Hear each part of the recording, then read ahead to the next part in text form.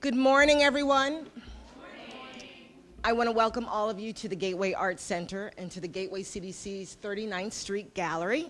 My name is Carol Bernard, and I serve as the Executive Director of Gateway Community Development Corporation.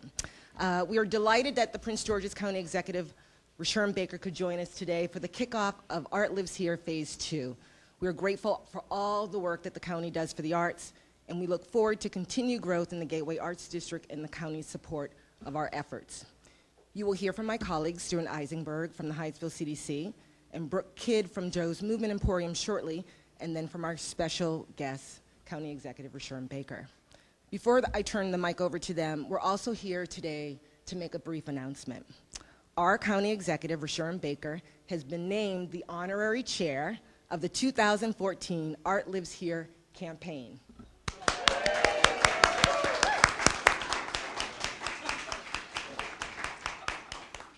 As a small token of our gratitude, we have a gift for you. I love gifts.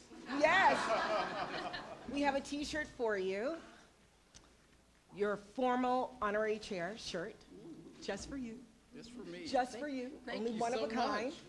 Ah, one of a kind.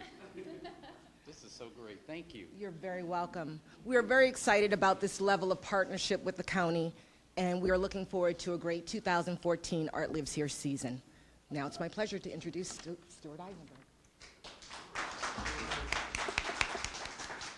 Good morning. As I look out before me, I see an assembled amount of talent that just astounds me. And all of the partners who have participated in creating the Gateway Arts District and making it thrive. Many of you are here today. There are many who are not. We are the state's largest arts and entertainment district, and we are its oldest continuously operating arts and entertainment district. We pioneered it, we defined it, and we do it bigger than anybody. And in 2013, this was recognized when the Gateway Arts District received the Maryland Department of Business and Economic Development's Outstanding Achievement Award for Arts and Entertainment Districts. And this couldn't have happened without the incredible support of our county government, our municipalities, and all of the artists who live here. We recently gave a tour to the Maryland State Arts Council and all the Arts and Entertainment District managers for the state of Maryland to show them just a sliver of what this arts district holds. And they saw more artists working and living in this district than exist in any of their districts. And that's what this is. This is a producer's district that's helping evolve the nature of this county. Our cutting-edge development and revitalization programs with the support of all the local governments have really taken us to a point where I think the county executive is picking it up with his economic development programming to take us to a place where soon Washington, D.C. will be the suburb of Prince George's County. So with that, I want to introduce one of our innovators and great minds for arts and placemaking. That's Brooke Kidd, Executive Director of Joe's Movement Emporium. Thank you. We are so proud that, to celebrate our accomplishments within our arts district. Pulling together this partnership has been about unleashing creative forces. Art Lives Here is about artists re-envisioning space that attracts audience where there were none, stimulates interest in space and area development, and changes blight to bright. Artists and small businesses are the stakeholders here. They're key to the process of creative placemaking. They occupy vulnerable street-level commercial spaces. They invest in the nooks and crannies of this older community and contribute to an authentic local economy. They interact one human at a time and introduce them to this special community.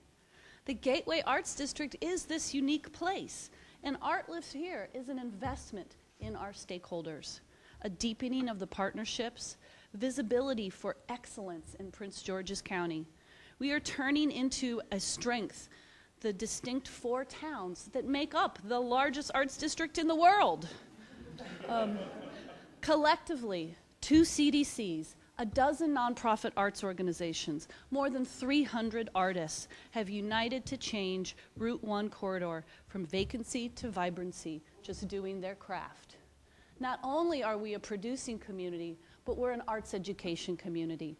We have done so much to ensure that out-of-school time is spent in the arts, and that it makes a powerful difference in opening doors for young people, in helping them find their voice. One of the programs that I'm so proud about at Joe's Move-It Emporium is our Theater Tech program. It's a workforce development and job training program in theater tech and multimedia. And our students will be the main documenting force of our Art Lives Here projects. They will be out photographing, videoing, and connecting to all the programs that we are here to celebrate today. I'd like to introduce 2 of our participants, Michael Delaney and Jamal Samuels.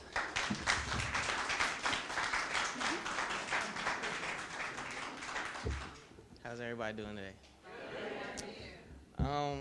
I wasn't really prepared to, speak.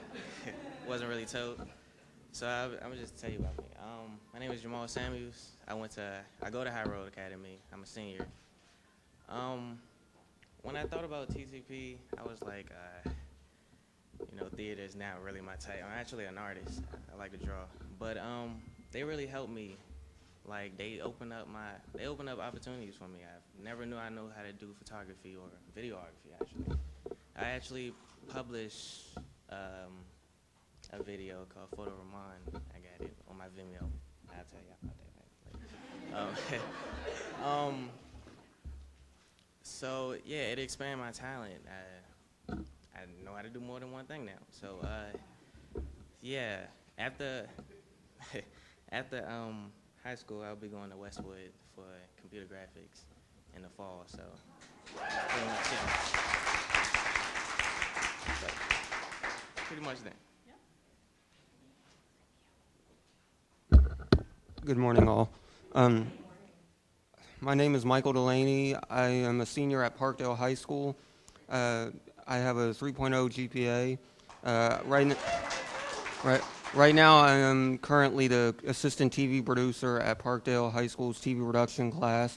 TTP has really impacted my program knowledge and actually allowed me to broaden my horizon, and it actually helped me pursue my knowledge even further, and it has allowed me to have the opportunity, and I am attending and got accepted into Prince George's Community College in the fall 2014 season, and I'm going to pursue mass communications, and I really hope to broaden my horizon even further and do more live performances or live shows or something in the actual TV field or anything in that sense. So, as you attend the Art Lives Here events, connect to our students, introduce yourself, and get a photo op. Good. We are so fortunate in this county to have such authentic support for the arts. There is a family who gets it, and that's the Baker family. They are so invested in the arts and the process of arts education. We are grateful for your leadership, and we appreciate your attention to our project in this campaign. Please give a warm welcome to County Executive Rashern Baker.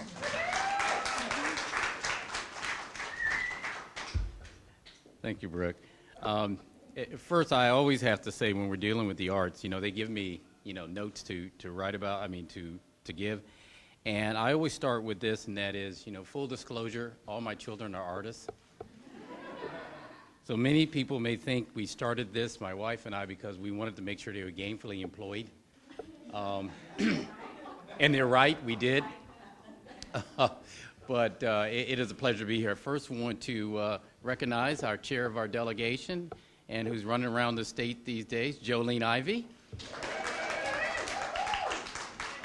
Also, I noticed there's another Rashern Baker running around here. I don't know why he's here, what he's doing, but our son, Rashern Baker IV.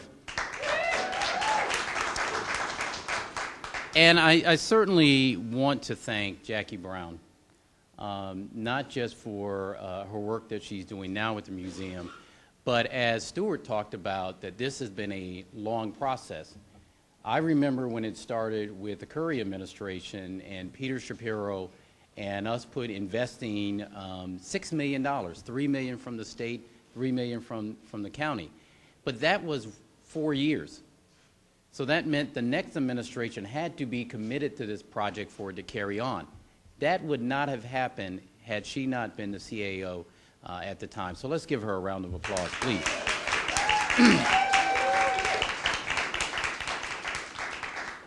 And as I say, you know, one of the things my wife and I noticed when we were taking our son, actually she was taking him, so I don't want to take credit for that. When she was taking him up to Cooper Union to start school, we didn't know anything about Cooper Union other than the fact that Lincoln gave a great speech there. So that was my introduction to Cooper Union. That's what I remembered. But we looked at the brochures because he wanted to go there, and I think he just wanted to be in New York. But my wife was determined our children would get every opportunity that we could provide for them. And so she was taking him up to New York to this school that I was sure he would not get in. But I looked at the acceptance and I was like, oh my God, I'll stay here with the girls.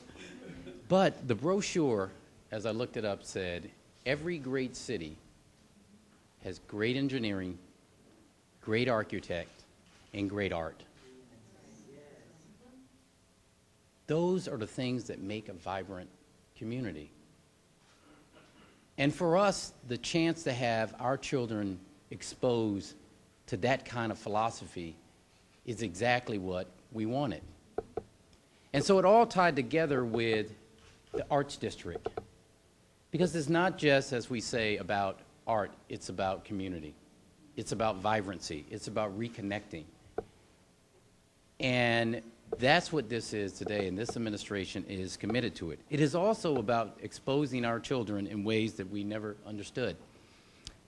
I don't often say, and people think when we talk about art at our household, we're talking about Rashern or our youngest daughter, Quincy, who's at Cooper Union now. But the arts became alive to us in other ways with our middle child. He was the middle child that was actually struggling in school. And it was the middle child that I made, with much protest, go to Hyattsville Middle School because it had an art program. I made her go there because I wanted to keep her away from the school she was going to. She was getting in trouble. So every day I would drive her, and this is a true story, I would drive her from Cheverly to Hyattsville Middle School. The other children from Cheverly were in the arts program, and they would take the bus. And so being the stubborn child that she is, she said, I don't want you driving me to school anymore, and I don't want to go to that school. I said, I don't care what you want, you're going to the school. She said, well, everybody from Cheverly is in a program. They're in an art program. They're either in music, visual arts, performing arts, but I'm just there because you're the delegate from the 22nd District. I said, I don't care, you're going. She said, well, I'm not going if I can't be in something. I said, well, join something. I don't care what you join. But all I know is you're going to that school. So, being the stubborn child she is, not like me, she went out for theater. And so if we're sure, you might remember this. We went to the first performance that she did at Hyattsville Middle School in one of the emerging arts program. Because of the Arts District, they developed an art program at Hyattsville Middle School. That is the only reason it was developed. And so she went there, and she tried out. And the first night, Rashern and I were going to the performance. I said, listen, I know it's going to be awful. I don't care. We're going to clap loud because Daddy's got to have her at this school. And if it will keep her quiet on the ride here, I don't care. Went there. It was one of the best performances I'd ever seen. Not just our child, but the other children right there on that little stage. And what it did for her, and this is why the arts are so important and is why it is important for us to have it. It took a child that was struggling in school and gave her a purpose. It gave her a foundation. It made her better not just in performing on stage, it made her better in class. From that moment to this moment, she's a dedicated student. She went to Suitland, did well. We never had another problem other than she was still stubborn. But it opened our eyes to this, and I will close with this. It opened our eyes that arts is not just about what you see on the walls. It is about what these young folks have just said today. It's exposing a world to them and following their dreams. It became real to us. If we want to change the trajectory of Prince George's County and our public school system, it is not taking art out. It is adding art in.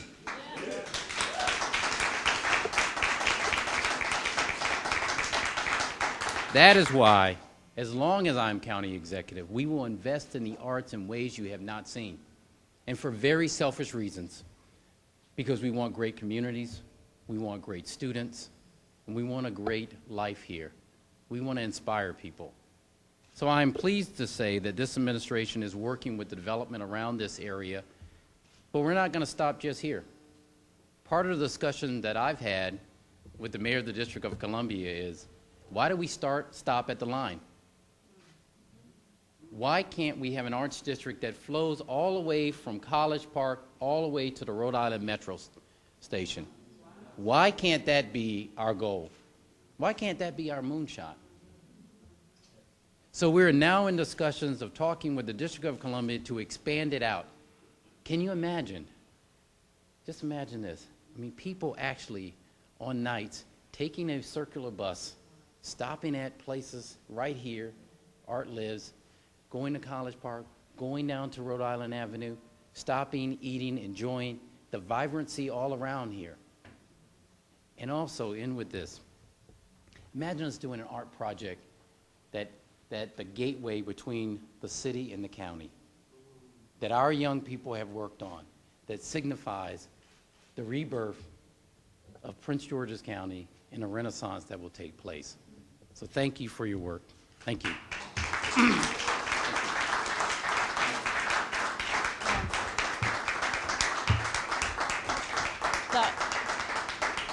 It's really great. Thank you.